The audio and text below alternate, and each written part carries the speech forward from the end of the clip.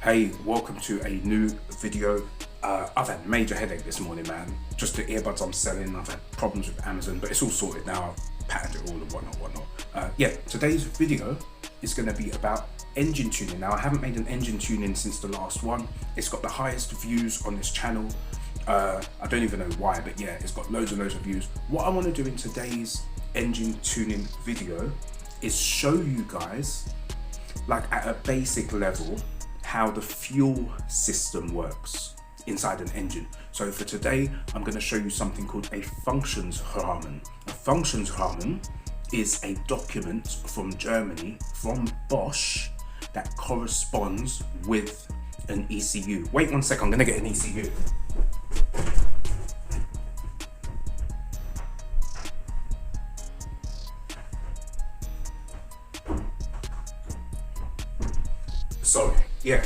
So here's an ECU for a car.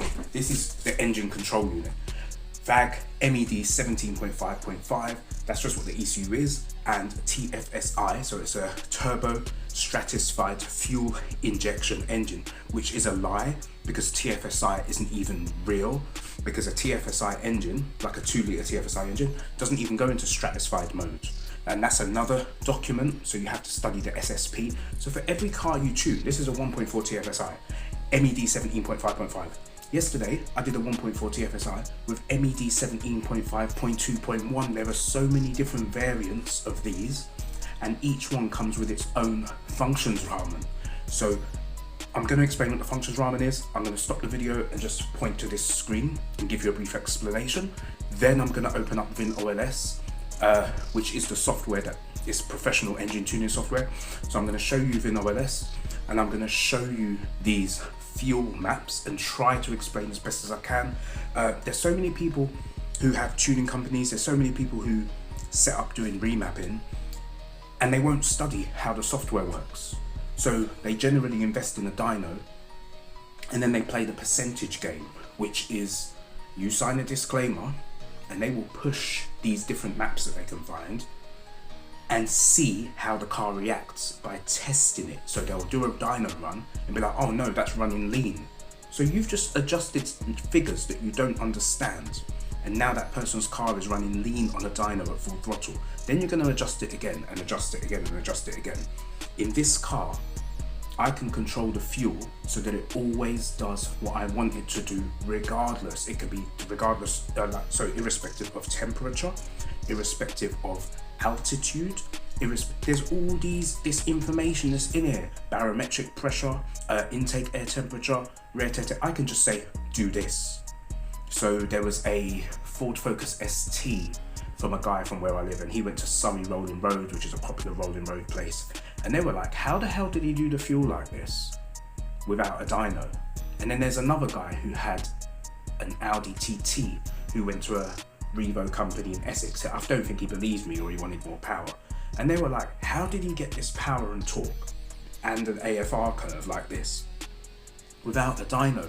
It's called knowledge, it's called software.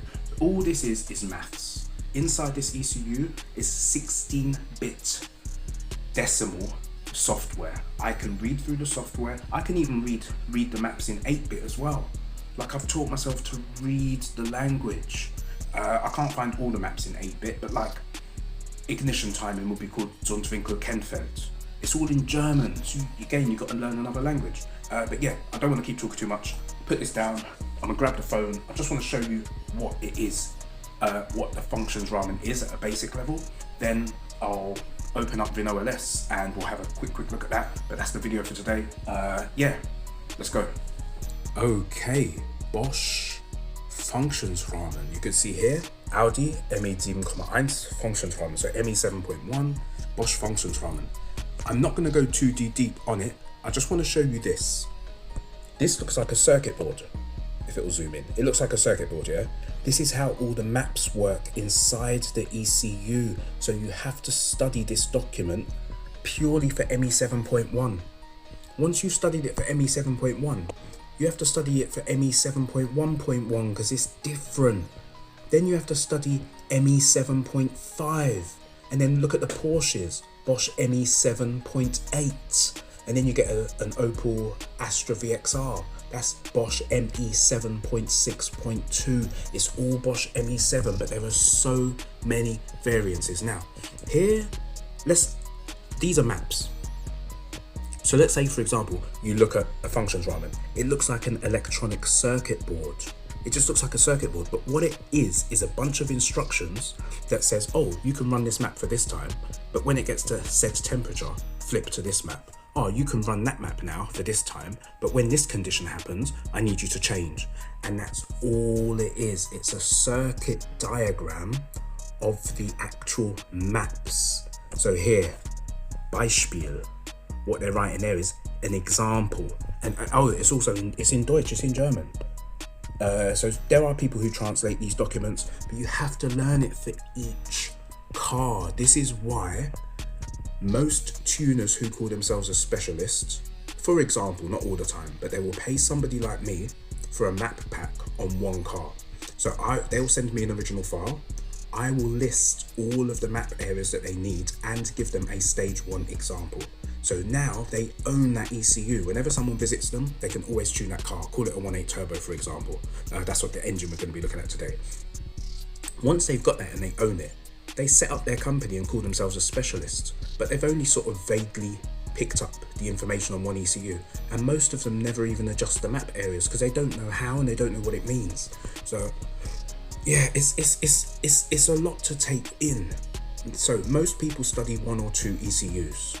I've got over 600 ECUs in my head, and that's not me bragging. I just have the capacity and I was able to learn loads. I never learned how to do like 600 horsepower out of a Mark IV Golf. I think that's stupid personally. I think if you want high power, you should work harder and buy a more powerful car. That's just me personally. The reason why I only do like stage 1, and I will go up to stage 2 in some vehicles, but the reason why I do stage 1 is because nothing will break. It's all about the customer having a vehicle that's going to last and work forever. My Golf 7 GTI that I had at the Nürburgring, 2-litre TFSI, 220 horsepower stock. That car ran 300 horsepower for the 3 years that I leased it, and I removed all of the limiters. This is what I do in all of my cars. I don't do this on customers' cars. So for example, I set the turbo limit to 1.8 bar. It's never gonna hit that. But when I tested it, it's just sort of bouncing around 1.6 bar, which is crazy for a petrol turbo engine. But the torque it made was ridiculous. I drove it every day on track at full throttle. I drove the car back to England several times. I drove it all around Germany all the time. I was in Amsterdam all the time, you know, if I wanted weed or whatever. Like, the car was driven daily and it never broke. And that's down to how I drive and treat engines, but I couldn't give that sort of power to everybody. So, for example, a Mark V Golf GTI, 2-litre TFSI, 197 horsepower stock. I can make 300 horsepower stage 1, but I can't give that to customers because I know that it's gonna break, unfortunately. But yeah, let's stop this recording. I'm gonna open VinOLS. In fact, I can do it while we're here. And let's just get this open. So where is it? There we go, VinOLS. Most people just say WinOls, but VinOLS is what I'm saying. Registered to Nicholas Lawrence. That's now open. I'm gonna have to put the phone down to type in what I want to open. Do you know what? May as well just do this as one video, man, because if I open a 1.8 turbo original, okay, so I've now opened an original file on a 1.8 turbo. Generally, I like my maps in German, but this has got it in English and German. Let's see if you can see that. See, time threshold for diagnosis LDR, control deviation, Zeitschwelle for DR LDR. So for Zeitschwelle, the timing for the diagnosis of LDR, which is to do with boost pressure leak. Oh, sorry, leak diagnosis, but it's to do with boost pressure. Anyway, but I hit the stop record by accident. Now I've just put the phone on a stand, but I'm not going to be able to show you the maps because the screen is too small. So I'm going to locate all the maps that I need. I'm just going to type them now quickly, and then I will hold the phone and explain each map. So I'll just open all the maps that I want to open up. So there's one. and I'll just keep doing this. There's no point in you watching this part because you can't even see anything. I'll stop and then I'll start recording again once I've got the phone in my hands. Right, my friends, I'm gonna do my best to keep this simple. This is your main pedal map. You can see along the top row, you've got ped, and it goes all the way up to 100%. You can see on the left-hand side, you have your RPM going down to the bottom, okay? That's very clear. So that is your, sorry, this map is your electronic throttle map. This is not the map that relates to fuel. I don't really care about it too much. It has its own activation time. This isn't what we're covering today. I just want to try and give you guys the basics. So regarding that map, when I tune these cars, because it's an electronic throttle, where's my mouse? Because it's an electronic throttle and I don't trust it. When you get to 85% or onwards, I change the values to 100. Because when I hit that throttle really quickly, I know that sometimes the electronic throttle is a bit dumb. To be honest, if it was my car, oh shit, 100. If it was my car, from 70% onwards, full throttle. But that's not what we're discussing today. We're gonna go into fuel, which is here. So remember the same map we just saw? This is the same map, but to govern fuel. So at the top, we've got 50% throttle to 100% throttle. This is the original software. On the left, we have the RPM going down. Don't worry about that one saying 6,500 and the other one saying just 6,000. That's just Bosch. They're just weird like that. Your ultimate RPM control is NMAX anyway at the toe. NMAX, yeah, NMAX, which I can find somewhere if I use my eyes. RPM. Do you know what? I don't even care. Yeah, here we go.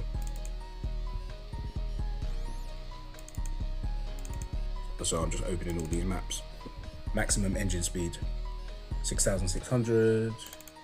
Raised engine speed limit, 6,800. So that's the absolute maximum that the 1.8 turbo revs to, 6,800 RPM. I'm just gonna close these maps and then we're gonna go to the fuel and let's just get this fuel out of the way. Oh, the bumbo. Yeah, let's get the fuel out of the way. So when you press full throttle in a Golf 1.8 turbo, you're going to be using this section, a lower value, which is increased fuel. Lambda 1 is stoichiometric. So Lambda 1 to people who are in, I don't know, England or America is 14.7.1 AFR. But Bosch uses Lambda. Just like when people say to me, oh, how many foot-pounds am I gonna get, mate? I'm like, bruh, Bosch doesn't know what foot-pounds is. Bosch speaks Newton meters. This is Europe. This is how things work. That's why when I talk to people, they're like, oh, how much power will I get? I'm like, yeah, 80 Newton meters, 100 Newton meters, around 120 Newton meters if I push it. You know, just in certain cars, not in this car. So yeah, there's your main fuel map. You also have an activation time for this map. Let me go to, I've got to find it. Sorry guys. When the bombo was, I've just got to find the map. You also have an activation map. So when you press the throttle, there is a 1 second delay before it starts to do its, why is it going like that? There's a 1 second delay before it starts to do its job. Now I can change that. I can make it 0.5 seconds if I want. So I've reduced the number, so it's gone blue or purple. And when you increase the value or increase the number, it turns red, as you can see there. So I've now shortened that time because I want this thing to do exactly what I want. I'm not going to adjust this map, but I would obviously adjust this if I was tuning the car. Some tuners don't, but whatever. I don't want to talk about other people. So this map will run until you hit TABGBTS, which is target where is it?